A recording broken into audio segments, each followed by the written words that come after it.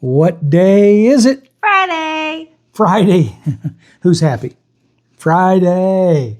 Hopefully those that enjoy the weekend off, right? Those are the ones that are happy. Friday, August 21st. Let's get right into it, all right? National Spumoni Day. So this delicious frozen treat, which hails from southern Italy. What do we know about it? I mean, I've never had anything. I'm a little confused. Don't think I've ever tried it, really. I mean, I'm a little confused because I guess I had thought of it and looked at it as like gelato, kind of like ice cream. But then I read things about cutting it.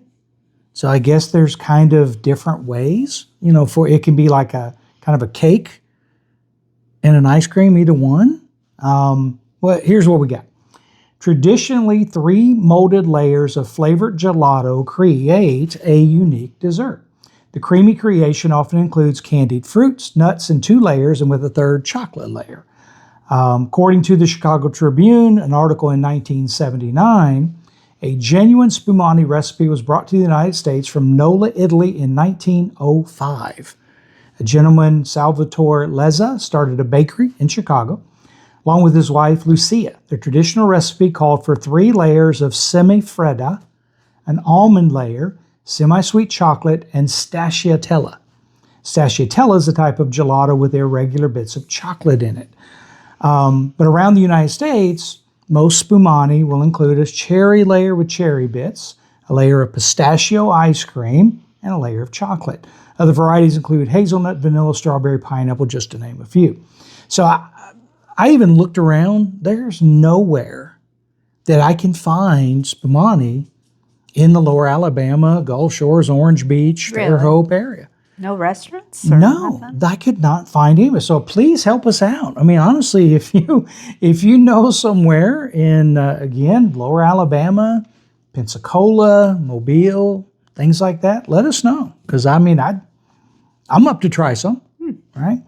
I did see this. This is interesting, is that, so serve Spumoni sliced, and you'll highlight its beautiful layers. It's also considered the traditional way to serve the ice cream dessert. However, the ice cream lends itself to being scooped too. When you first see Spumoni, it looks like Neapolitan. And in fact, minus the fruits and the nuts, in fact, Spumoni inspired Neapolitan ice cream. So I've done that. Now I'm all over some Neapolitan. I've had that. It says Spumoni also inspired cakes, cookies, and other recipes as well. And we love some Italian. We love some Italian. I mean, we have a lot of several great Italian restaurants down here. But yeah, I went online, looked at menus. I didn't really see it. I saw where Publix occasionally will have an Edie's Spumoni ice cream, but not currently that I could find. But yeah, please let us know. Help us out. I mean, hey. You know what? Why don't I find a recipe and I'll make some? That'd be good too. Okay. I mean, but even I don't care where you are, let us know of a good Italian place that has some Spumoni that we can try, and we'll come to you, okay?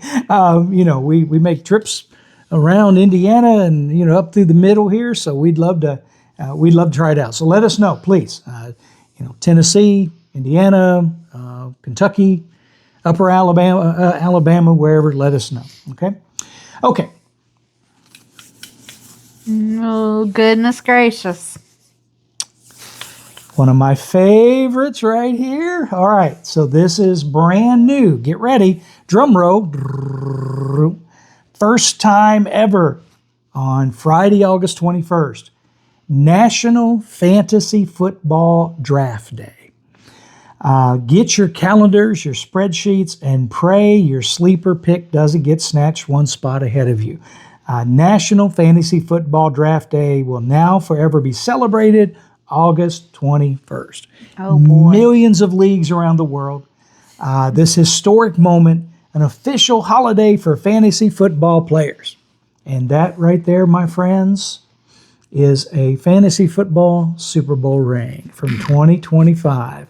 My first year playing fantasy football. Now, I love it because it's really our family and extended family with our son-in-law. And he started the league, and we got involved in, like I said, 25. And we're excited. Our draft is a week from tomorrow, week from Saturday. And, I'm going to set out to get my second ring. I didn't quite get, actually it's 2023, my fault. 2023 was the ring, and that was our first year. I'd never done it before. Came in third place last year. I just started the wrong people in the playoffs. Otherwise, could have been there and had another one of these bad boys. But just take a look at that again. Just let that sparkle and shine under those lights. That's a hefty beast. So I'm going to leave that out there so that my son-in-law and my daughters can remember that victory. So, and I'm excited this year because we went to 11 teams, and it is our grandson, Brantley. That is his first year. He's going to have a team. August 21st, celebrate the researchers, the risk takers, the commissioners, and the waiver wire wizards who make fantasy football season legendary before the first kickoff even begins. Yeah. It is a lot of fun. And I remember years and years and years ago in the body shop, we had NASCAR. We would do a NASCAR league, and it was interesting. It definitely changes the way you view things. I mean, I'm a Pittsburgh Steelers fan, but when you have players, you're cheering for that team or that player, and so even if Pittsburgh's not doing good, you still got something to cheer for, right? Men's Grooming Day. Now, has anybody caught on to anything different tonight? Anything different, right? So, Men's Grooming Day. You're slick. I'm slicked down. I'd been letting it get out of hand. I mean, I have a bald spot, and not you. So when my hair grows out, the bald spot shows, and I mean, so I try to keep it all bald. That way I don't have to worry about it. I started going bald when I was 19, right? I just try to keep that bald spot blended in, right? And I shave the goatee. I keep it pretty much all the time, but I shave it once in a while. Got to take care of the skin under there, right? And I'm really pleased. I mean, it doesn't look all splotchy or too bad right now, so that's good. But I thought I would do it just to emphasize the Men's Grooming Day as well. This is the easy grooming practice standard, whatever, all right, routine. But Men's Grooming Day encourages men to use grooming products, especially deodorant, right, for sure. That's not really grooming, but that starts there, right? But proactively managing their appearance. Beauty parlors, hairdressers, salons, catering, especially to men on this day, founded and sponsored by American Crew, a company dedicated to redefining what it means to be a well-groomed man. So, again, another company, and it's a great way to get those products out there, right? Yep. But definitely Men's Grooming Day. Man, I tell you what, I love a good pedicure. I really do, So it's very relaxing. Metrosexual. It's very relaxing, but I don't get colors. Now, there's a story about that, though, I will say. Remember when the kids were younger and I let them paint my toenails, and then I had a baptism. And I'm walking into the baptistry, and I look down and go, oh, I think they were black or something. I don't remember what color they were, but I had to explain to the person I was baptizing why the pastor had painted toenails. But, when you have 3 daughters, things happen, right? They help to paint my toenails. And anyhow, let's move on to the next one. A lot of visuals tonight. Don't forget the ring. The ring is a visual. Something. The hair. You got to bring something to the table sometime. Why didn't you? Well, I don't even know what you're highlighting here. This is all first knowledge to me. This is National Your Dog is Irritated Day or something. I mean, that's good every night. That's every day. That is Lulu. She definitely has the drama. Hawaiian Shirt Day, though. So Hawaiian Shirt Day is all about that burst of color in everyday life. The wild flower colored button up, suddenly everyone feels a bit less serious. Now, this is not, it's a modified Hawaiian shirt with Sasquatch and his flamingo tube, I guess you'd say, or float. This little floaty. Hawaiian Shirt Day began as a cheerful nod to Hawaii's rich clothing tradition.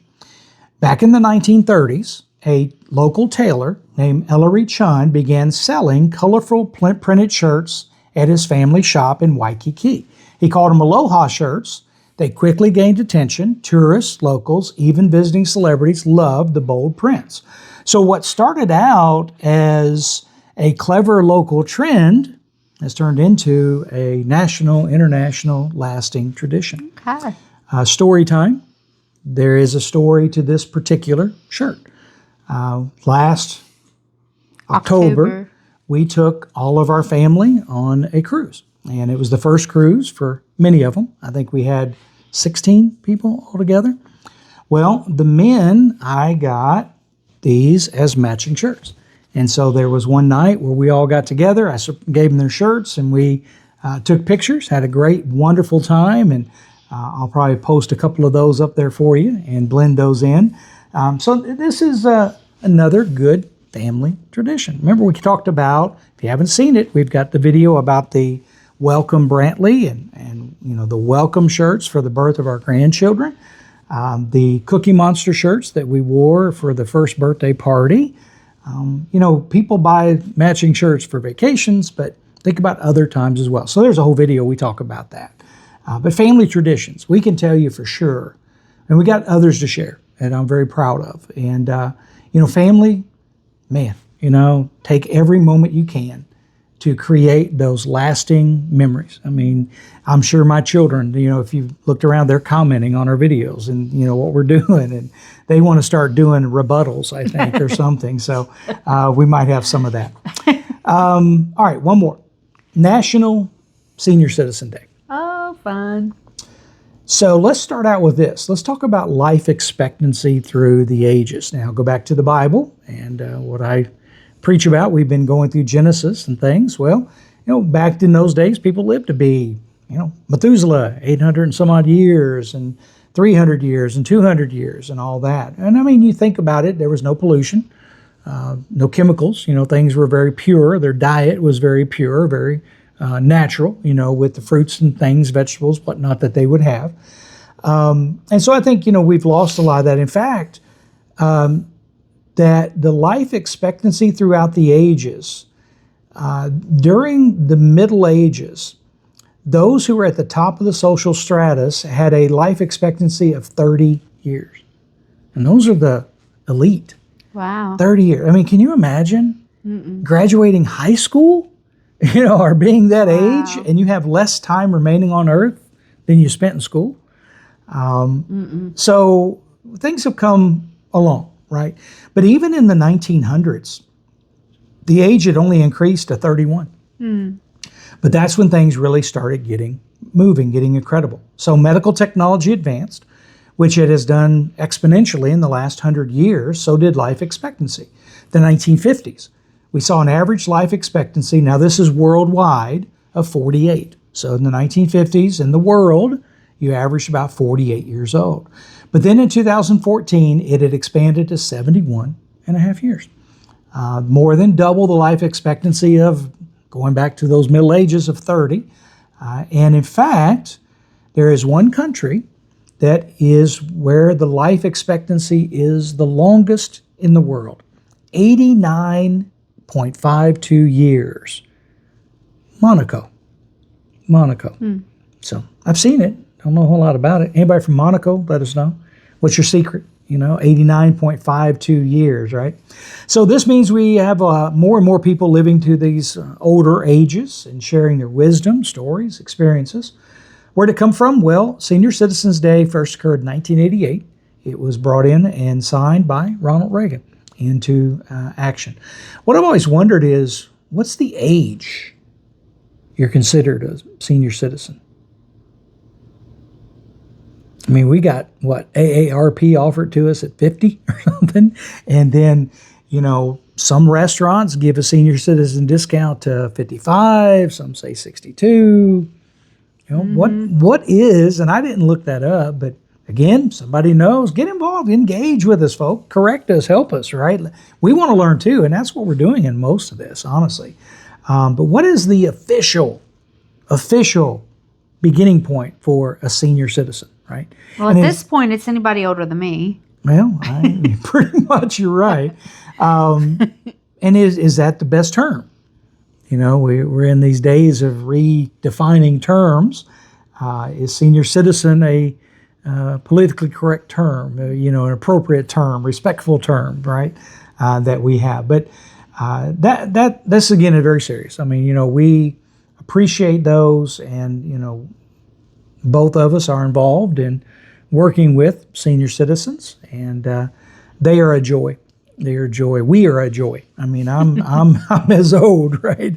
But we have a lot of fun, and they are wonderful, wonderful people, and so we enjoy the opportunity we have to encourage them, give them a little fun and excitement, you know, and you know, anyhow. All right. Anything else tonight? I don't think so. All right. We are tired. We're tired. We're tired. And I say tonight, come on, we're not pulling the wool over your eyes. This is Thursday night again, but we're filming for Friday, August 21st. Also, just want to let people know, in case you were looking for Thursday's video, I had a computer issue this morning. So tomorrow, I'll be working on posting the Thursday, August 20th video and this video for Friday, August 21st. So you'll see 2 full-length videos tomorrow, and that's why. And so we had a desktop that does not like the software. So, all right, everybody, thank you so much. Hey, go out, find some Spumoni. Let us know where to find it. Give us your recipes or your thoughts. Be planning that draft. Celebrate the first ever NFL Fantasy Football Draft Day. Men's Grooming, Hawaiian Shirts, and National Senior Citizen Day. Go take Spumoni wearing a Hawaiian shirt to a senior citizen, and give them a grooming, you know, cut their hair. Give them a facial. Give them a facial. Take care, everyone. We'll see you tomorrow. Bye-bye.